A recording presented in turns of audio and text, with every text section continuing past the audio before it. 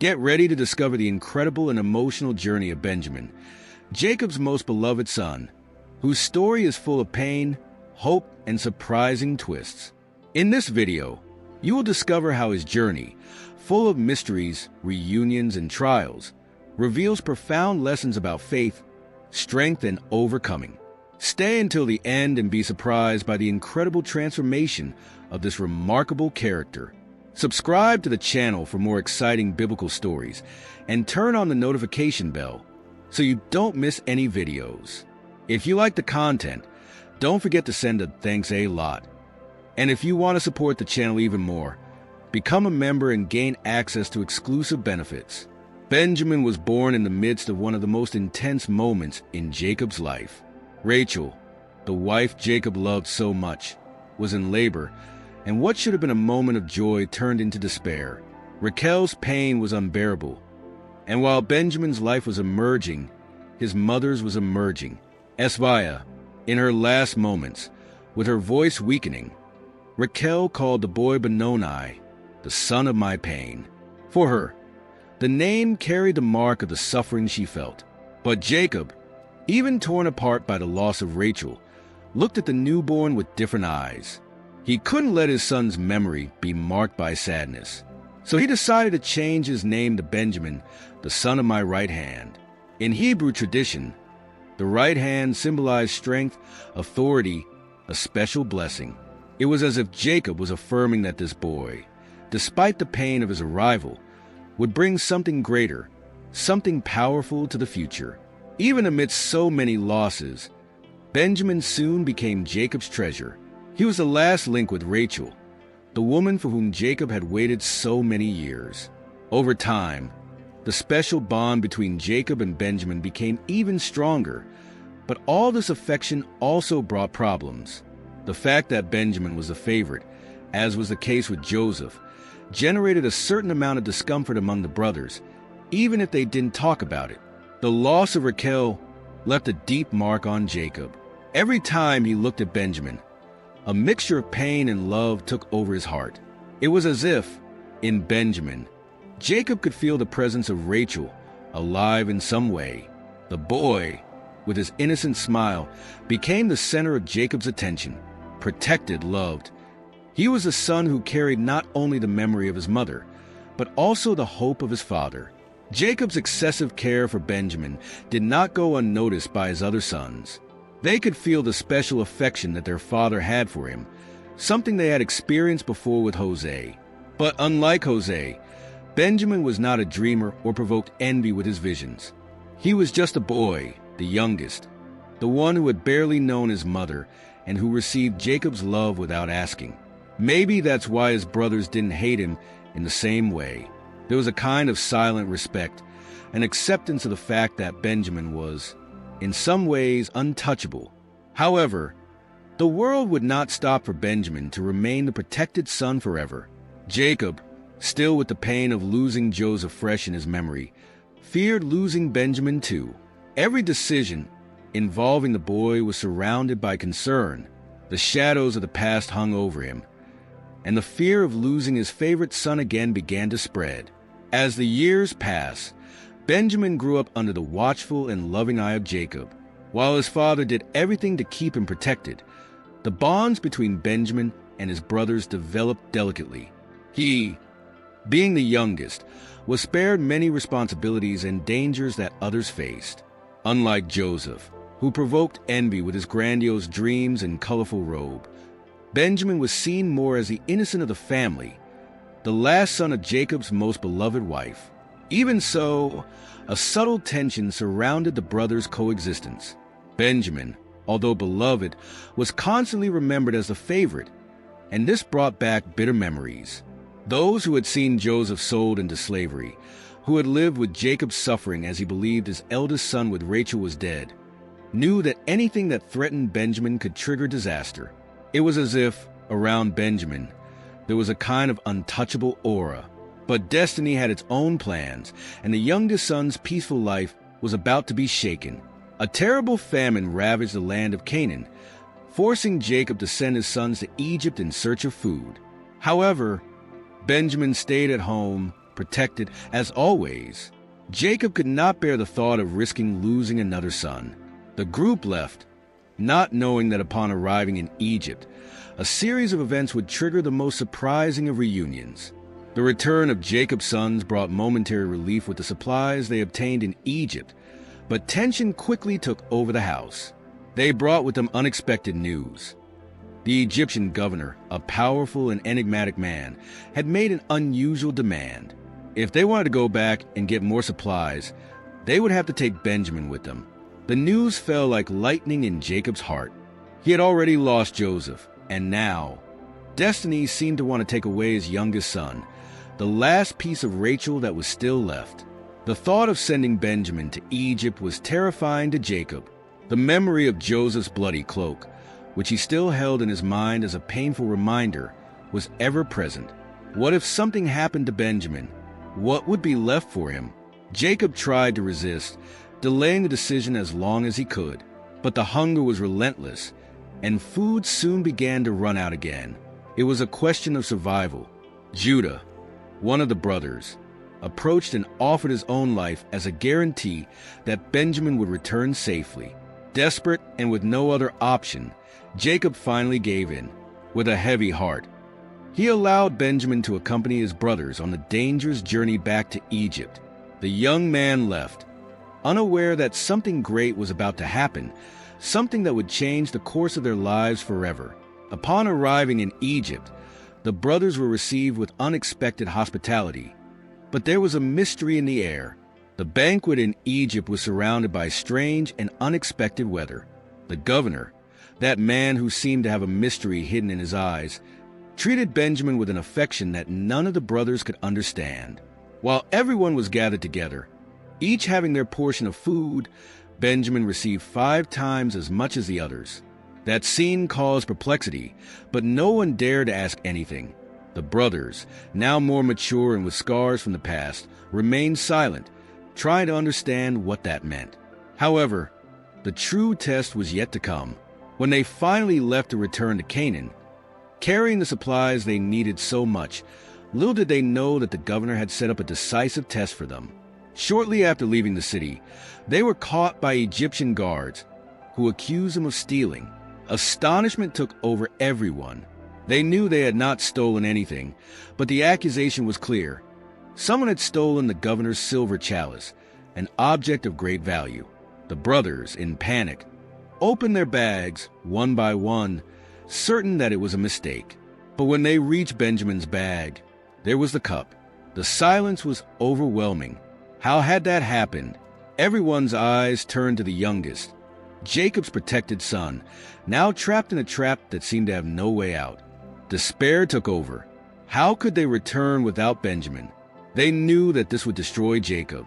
Judah then took courage and approached the governor, begging for mercy, willing to offer his own life in Benjamin's place. Judah, on his knees before the powerful governor, begged for mercy. His brothers were paralyzed, not knowing what to do. They had come to Egypt in search of survival, but now they were faced with an impossible situation. Judah knew what the loss of Benjamin would mean to Jacob, his father. He had already seen his father suffering at the loss of Joseph, and the pain of losing his beloved youngest son would be more than Jacob could bear. The governor, his eyes full of contained emotion, seemed to observe Judah's every gesture, every word with an intensity that the brothers could not understand. And then, finally, the silence was broken by a revelation that would echo in their minds for a long time. With tears in his eyes, the Egyptian governor finally revealed his mystery. He was Joseph, the brother they had sold as slaves so many years ago. The shock was absolute. None of them could have imagined that the young dreamer they had betrayed now stood before them as one of the most powerful men in Egypt. The brothers, in disbelief, were speechless. Benjamin's mind then filled with questions. He, who had not participated in Joseph's betrayal, felt the weight of that truth in the same way. And now, how to face what, for so long, was a lost memory, but which now appeared so close. Joseph, with tears streaming down his face, asked about his father Jacob. The brothers, still shaken by the revelation, could hardly believe what they were seeing. Joseph, the one they had sold as slave years earlier, not only had he survived, but he had become one of the most powerful men in Egypt. The reunion was full of tears, hugs, and a mix of guilt and relief. Benjamin, who had never participated in betrayal, found himself enveloped in an explosion of feelings. Jose, still emotional, asked everyone to come closer. He did not desire revenge, but rather reconciliation. With a choked voice, he told them how God had guided him through all the difficulties, from the well to the palace. He understood that fate had taken him to Egypt not by chance, but so that he could save his family from starvation. Joseph, however, was eager for one thing: to see his father Jacob and to hug him once again. It was a delicate mission. The brothers knew that telling Jacob the truth would be a difficult task. How to explain that Joseph, his much-loved son, was alive and had become such an important figure in Egypt? Would Jacob's heart, which had already suffered so much, have the strength to deal with such a grandiose revelation? Joseph, with his heart full of compassion and love, arranged for his brothers to take cars and provisions with them to bring Jacob and his entire family to Egypt. The brothers returned to Canaan with their hearts full of emotions. The trip seemed longer than before, not only because of the anxiety, but because of the enormity of what they had to tell. Everyone's mind was filled with thoughts. How would Jacob react when he found out that Joseph was alive? How could they confess to him what they had done so many years ago?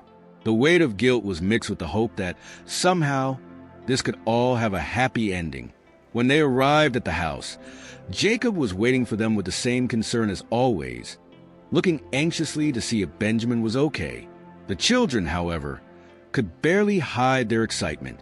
When they finally revealed that Joseph was alive, Jacob couldn't believe it.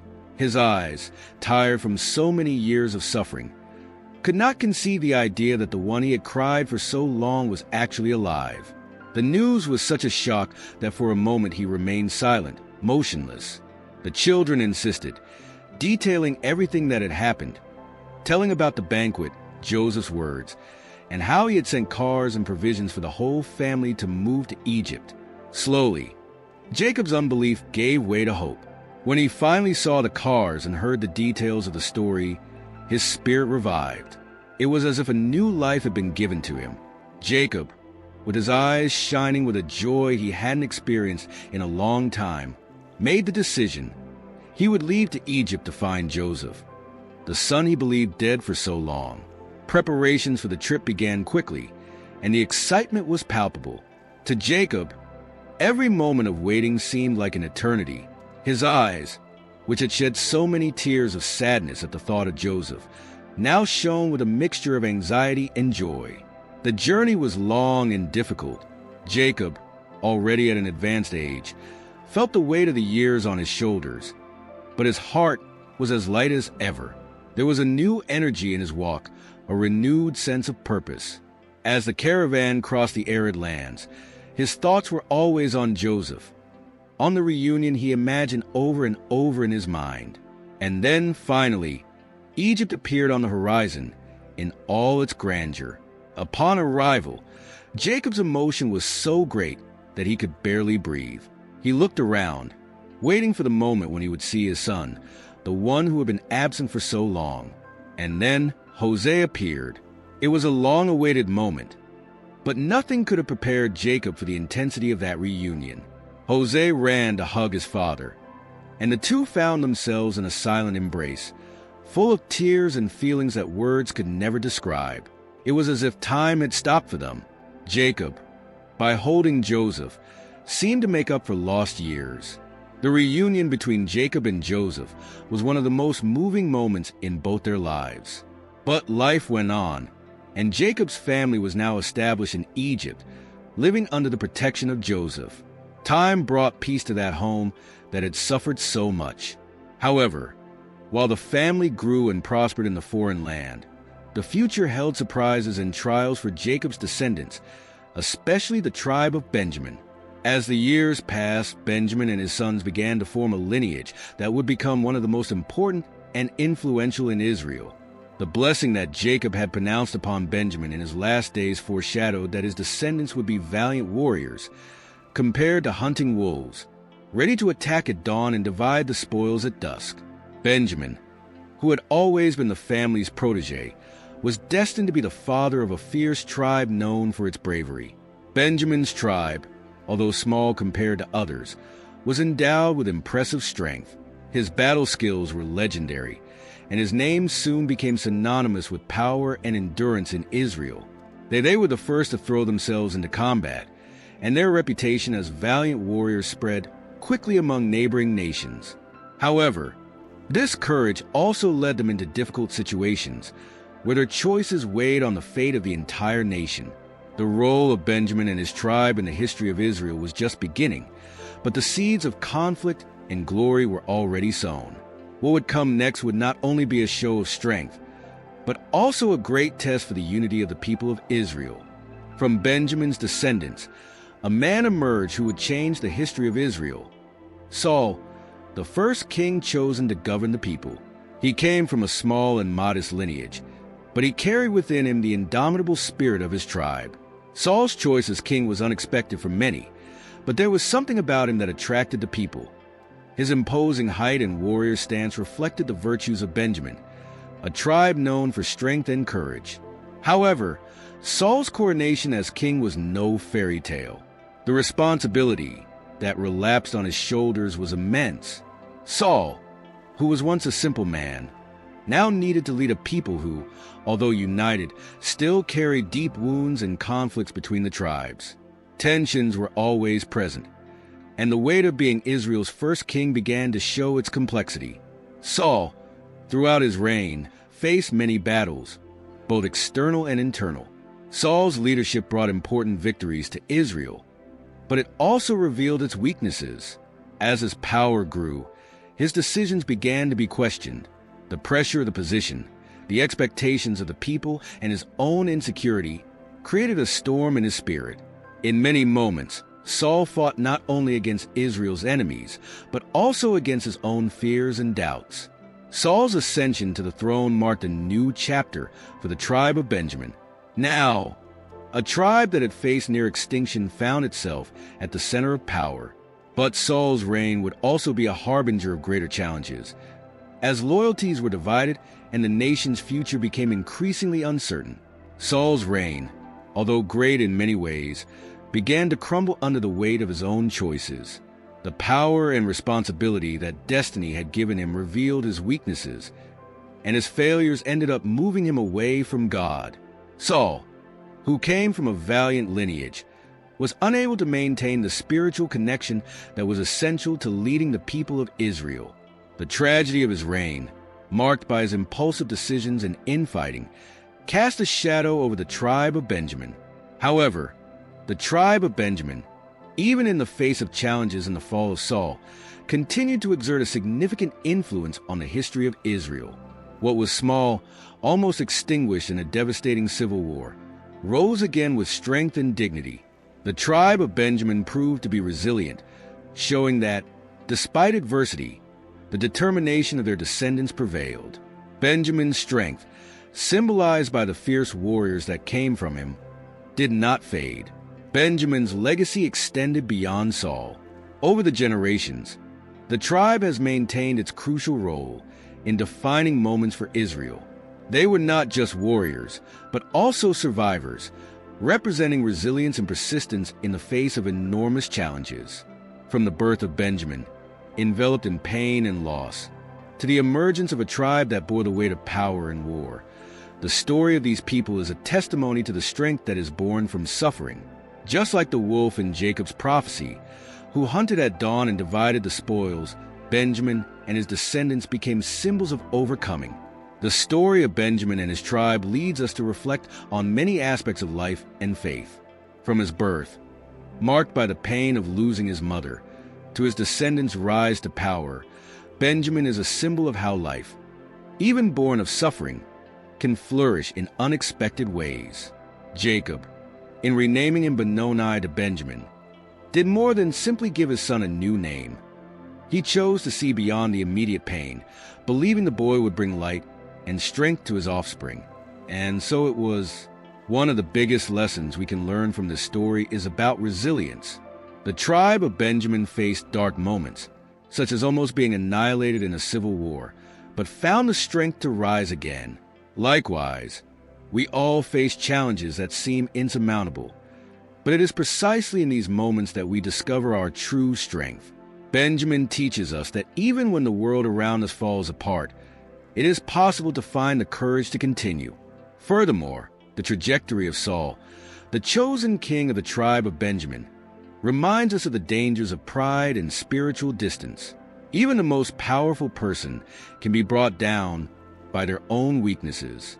Leadership requires not only physical strength, but also wisdom and connection to something greater than ourselves. In the end, Benjamin's story shows us that the value of a life is not only measured by triumphs, but by the ability to persevere in the midst of difficulties and to find hope where there was once pain. This is the true legacy that Benjamin and his tribe leave us. The strength that comes from suffering and the faith that keeps us steadfast, no matter what we face. If you like Benjamin's story and want to continue following other stories of faith and overcoming, be sure to like this video and share it with those you love. And of course, subscribe to the channel so you don't miss any new content.